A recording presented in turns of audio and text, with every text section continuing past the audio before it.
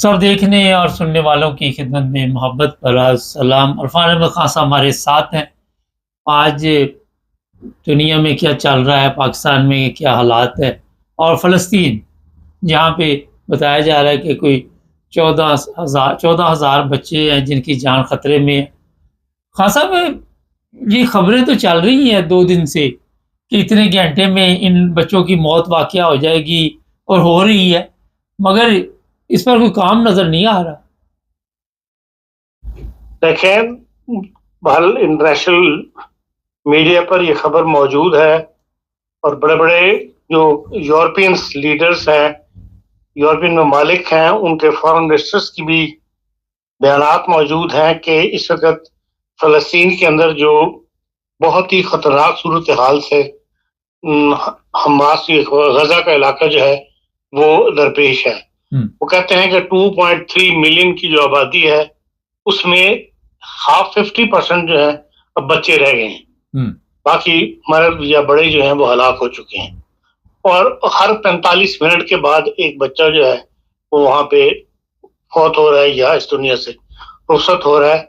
इस कदर जुल्म हो रहा है, लेकिन अभी तक कोई ऐसी आवाज, यूरोपियन ममालिक की आवाज तो उठ रही है, लेकिन मुस्लिम ममालिक की तरफ से या तमाम जो ओएसी के मेंबर्स हैं उनकी तरफ से कोई ऐसा प्रेशर डेवलप नहीं किया जा रहा या एक आवाज होकर बात नहीं की जा रही। और इसराइल जो है वो अपनी कार्रवाइयां करने में आजाद है। कल भी उसने वेस्ट बैंक के अंदर जो डेलीगेशंस गए थे मुख्तलिफ ममालिक के यूनाइटेड नेशन के तहत इदारे के तहत, फिर वहाँ की सूरत हाल का जायजा लें, तो वहां वो गए हैं देखने के लिए, तो उनके ऊपर भी फायरिंग की गई है। वो कहा यही जा रहा है कि हवाई फायरिंग थी, उससे कोई नुकसान नहीं हुआ, लेकिन बहरहाल उनको डराने धमकाने के लिए या ये बताने के लिए कि हम इस फैसले से मुतमईन नहीं है, तो खुश नहीं है, वहां पर भी हमारी फायरिंग जो है वो की गई। कल जो यूरोपीय यूनियन का वज़ारत खारजा का इजलास हुआ है उसके अंदर भी हॉलैंड ने एक करारदाद पास की थी और पेश की थी कि भाई जो यूरोपीय यूनियन का आर्टिकल नंबर 2 है, जिसके तहत ईयू है, ममालिक जो है वो इसराइल के साथ ताल्लुकात, डिप्लोमेटिक ताल्लुकात और ट्रेड ताल्लुकात जो हैं वो उसी आर्टिकल के तहत जो ताल्लुकात बनाए गए वो उनके तहत चलते हैं। तो उसको उन्होंने कहा कि मनसूख किया जाए। उस पर भी इत्तेहाद तो नहीं हो सका, लेकिन 9 ममालिक ने उसकी बहुत स्ट्रॉन्ग जो है रिकमेंड किया है कि हाँ ऐसा कदम उठा लेना चाहिए। तो कुछ उसमें कुछ गैर जानबदार रहे हैं, कुछ चाहते की मुखालफत की है, लेकिन 9 मेंबर्स इनमें Belgium, Finland, France, Ireland, Luxembourg, पुर्तगाल, स्लोवेनिया, स्पेन और स्वीडन है। इन्होंने बहुत स्ट्रांगली ये कहा है कि हाँ हमें ऐसा कदम उठाना चाहिए और इसराइल के साथ हर किस्म का ट्रेड वगैरह बंद कर देना चाहिए और ये मुआहदा जो है मनसूख हो जाना चाहिए। डेनमार्क, एथोनिया, माल्टा, पोलैंड, रोमानिया, स्लोवाकिया, इन्होंने ये कहा है कि भाई अभी इनको मौका दिया जाए, मतलब ट्रेड वो जो आर्टिकल है वो मनसूख ना किया जाए, लेकिन यह है कि इसराइल को वार्निंग वगैरह जो है वो दी जाए। बाकी बल्गारिया है, कैप्रेस है, चेक रिपब्लिक है, जर्मनी है, ग्रीस है, हंगरी है, इटली है, ये लोग जो है ये गैर जानिबदार रहे हैं। लेकिन एक आवाज इन ममालिक की अपनी मजबूरियां है कि इन्होंने सेकंड वर्ल्ड वॉर की वजह से जो यहूदियों पर जुल्म हुआ था, ये इससे उनकी आवाज नहीं उठाते। लेकिन अगर यूरोपीय यूनियन इस तरह आवाज बुलंद कर सकती है इकट्ठे होकर यूरोपीय यूनियन उसकी इजलास के अंदर वजारत खारजा की, तो क्या मुसीबत है मुसलमान ममालिक को कि वो इस वक्त इस मामले पर एक इजलास नहीं बुलाते या मुसलसल इजलास बुला के इस प्रेशर को डेवलप नहीं करते। यूनिवर्सिटियों के स्टूडेंट्स जो है वो इस वक्त यूरोप में और दुनिया में सड़कों को पूरा है। जो नए पोप साहब बने उन्होंने जो इजलास आम खिताब किया है पब्लिक के साथ गैलरी में आके, उसके अंदर भी उन्होंने गजा का जिक्र किया, गजा में जो जुल्म हो रहा है उसका भी उन्होंने जिक्र किया है। बहरहाल वहां पे इसराइल में जो इसराइल बिल्कुल अपने आप को आजाद समझता है इस वक्त और किसी की बात सुनने के लिए तैयार नहीं है, क्योंकि उसको अमेरिका की पुष्पनाई जो है वो हासिल है। और अमेरिका के हमारे जो बाज मुसलमान ममालिक हैं वो उसकी पिट्ठू बने हुए हैं, इसकी वजह से गजा के अंदर जो कार्रवाई होनी चाहिए कम से कम मुसलमान ममालिक की तरफ से डेवलप होना चाहिए एक प्रेशर, वो अभी तक डेवलप नहीं हो सका। और ये हमारी एक किस्म की, मैं समझता हूँ, बदकिस्मती है कि हम दिन ब दिन हमारे हालात जो हैं फलस्तीन के वो खराब होते चले जा रहे हैं और हम तमाशाई बने हुए हैं। हाँ साहब। और हॉलैंड मतलब दुनिया इतनी वो है कि हॉलैंड में ये भी कहा है कि भाई क्योंकि हमने ये करारदाद पेश किया है, इसलिए हो सकता है हमारे ऊपर साइबर हमला किया जाए इसराइली इदारों की तरफ से या इसराइली के जो एजेंसियां उनकी तरफ से। इसलिए उन्होंने अपने लोगों को अपील की है कि हर आदमी जो है अपनी जेब में 70 यूरो और बच्चा जो है 35 यूरो हर वक्त कैश में रखे। हो सकता है हमारा जो बैंकिंग का सिस्टम है उसके ऊपर साइबर हमला किया जाए और हम लोग अपना कैश वगैरह ना निकाल सकें। हाँ साहब, जी मुसलमान ममालिक के बारे में हम आवाज़ उठाते हैं, मगर मेरा ख्याल है कि वो तो तमाशबीनी में पड़े हुए हैं। जो आपने पिछले दिनों देखा, जो उन्होंने वहाँ पे हालात पैदा किए ट्रंप के आने से बाद में, उसने वैसे ही मिट्टी डाल दी इनकी, जो भी इन्होंने वहाँ पे बेहयाई या वाहियाती की। लेकिन उनसे तो आप भूल जाएँ।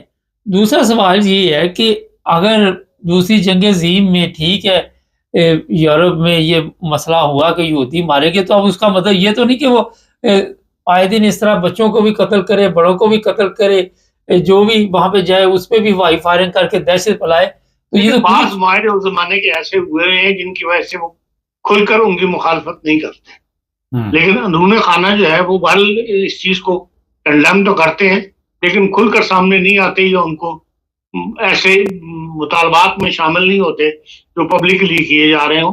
लेकिन बहरहाल जो जुल्म है उसके खिलाफ आवाज तो उठानी चाहिए, चाहे कैसे भी मुआहदे हुए भी हों। हुँ, उन मुआहदे में ये तो नहीं लिखा हुआ कि आप फलस्तीनी बच्चों को हलाक होने दें या उनकी खुराक रोक लें और उन तक खुराक को पहुंच ना दें। हुँ, जो भी मुआहदात होते हैं वो जो यूनाइटेड नेशन का चार्टर है उससे आज़ाद होते हैं। जहाँ यूनाइटेड नेशन का चार्टर के तहत इमदाद की जाए या आवाज़ उठाई जाए उसमें सबको साथ देना चाहिए। और अगर जर्मनी इस अगर पीछे हट रहा है, नहीं हट रहा, अगर फ्रांस जैसा मुल्क खुल के सामने आ गया तो जर्मनी को भी आना चाहिए। लेकिन यह है कि भाई अगर वो नहीं आते तो मैं समझता हूँ इंसानियत के साथ ज्यादती है। हुँ। अच्छा खान साहब, ये बताइए, इंग्लैंड के वज़ीर-ए-आज़म ने भी बहरहाल ये तो पार्लियामेंट में कहा कि ये ज़ुल्म हो रहा है, ये जो भी इसे बंद किया जाए। लेकिन इन बयानात से, इससे इनको असर नहीं हो रहा, ये है सबसे बड़ा मसला। बात यह है कि जो बरतानिया है, अमेरिका है, ये बाज़ ममालिक ऐसे हैं जो इसराइल का हाथ पकड़ सकते हैं हुँ, कि आप ये इक़दाम मत उठाएँ। उन पे कोई ऐसी पाबंदियाँ लगाई जा सकती हैं, उसको रोका जा सकता है, उस तरफ कोई नहीं आ रहा। हुँ। अच्छा। बरतानिया भी जो 3 ममालिक जिन्होंने स्ट्रांगली आगाज़ किया है प्रोटेस्ट का, उसमें बरतानिया भी शामिल है, बिल्कुल। कनाडा भी शामिल है। लेकिन ये है कि ये लोग वो ममालिक हैं जो इस पोज़ीशन में है कि हाथ पकड़ के उसको रोक सकते हैं कि भाई सही तुम्हें ये नहीं करना।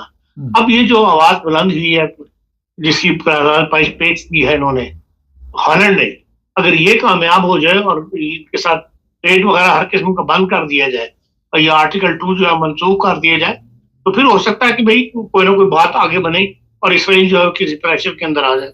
हुँ। अच्छा, हाँ साहब, ये यूक्रेन जंग का वो मसला जो है वो हल नहीं हो रहा। ये इत्तला है कि ट्रम्प ने और पुतिन ने बातचीत की है, लेकिन कोई नतीजा नहीं निकल रहा। कोई है इसके बारे में अपडेट आपके पास? देखिए, एक किस्म का उसने कह तो दिया ट्रम्प ने कि भाई 2 घंटे की जो टेलीफोनिक गुफ्तगू हुई है, जी। तीसरी दफा उसकी, उसके बाद उसने कहा कि भाई आपस में ये मुआहदा जो है, जंगबंदी का मुआहदा इनके दरमियान हो जाएगा, हुँ, उस पर वर्क हो रहा है। लेकिन यह कि भाई अभी तक बराह रास्त पुतिन की मुलाकात जो है वो उसके साथ नहीं हो रही।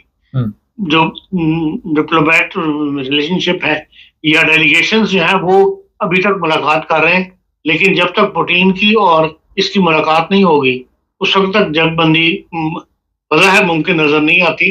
लेकिन मुलाकात में पुतिन रुकावट बना हुआ है और उसके लिए जो अपने अमेरिकन सदर साहब हैं उन्होंने भी कोई ऐसा प्रेशर इस्तेमाल नहीं किया और वो साथ ये भी कह रहे थे कि हम अपना ट्रेड जो है वो यूक्रेन के साथ जारी रखेंगे। जबकि यूरोपीय यूनियन इस बात पर आ गया है कि भाई हम किसी किस्म का कोई ट्रेड वगैरह इनके साथ नहीं करेंगे, रशिया के साथ या उन ममालिक के साथ जो इस यूक्रेन जंग में रशिया का साथ दे रहे हैं। हाँ सर, यहाँ पे एक सवाल है कि ये भी खबर है कि वो रशिया कहता जी मुझे यूक्रेन पूरे पे कब्जा कर लेने दें और फिर देखी जाएगी। आप क्या समझते हैं कि इसमें कामयाब हो जाएगा?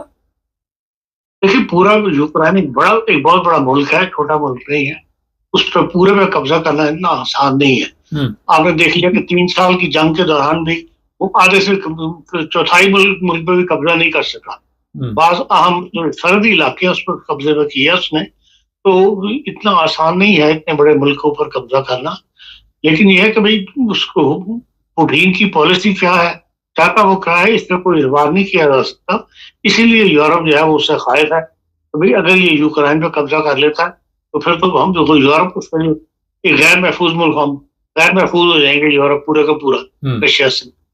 जी।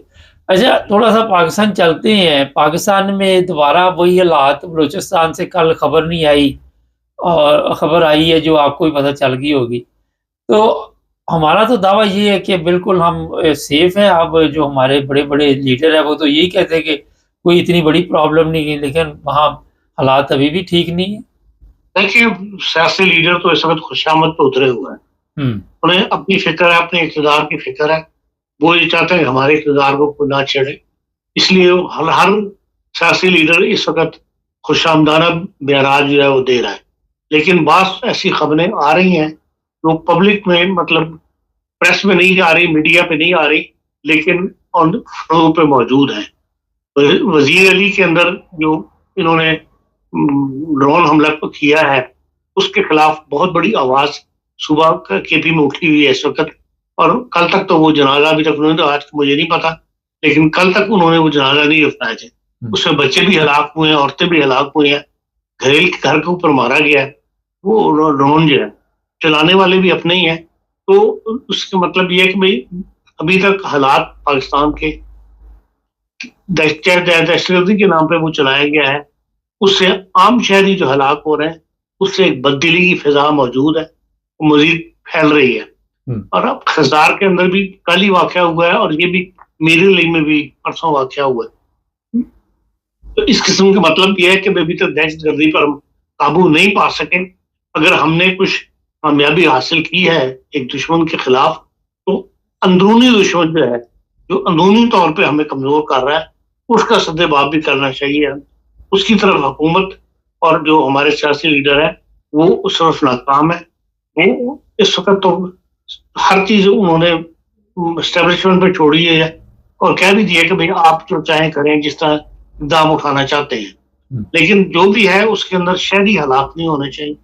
इससे मुल्क मज़ीद कमजोर होगा, मुल्क माशरे के अंदर जो है बददिली फैलेगी, एक दूसरे के खिलाफ जो है वो नफरतों में जन्म लेंगी। बहुत शुक्रिया खान साहब। नहीं, अपने लोगों पे हमला नहीं करना चाहिए, तो किन पे करें जी?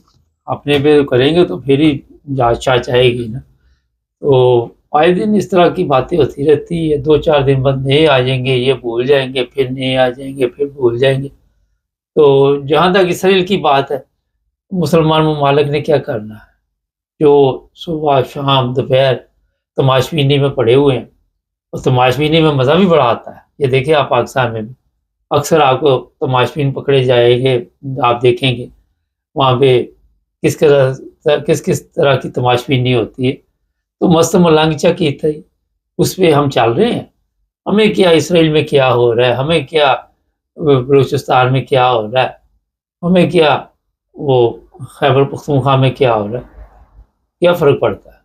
चैनल को सब्सक्राइब करें, जुड़े रहें हमारे साथ, ताकि और भी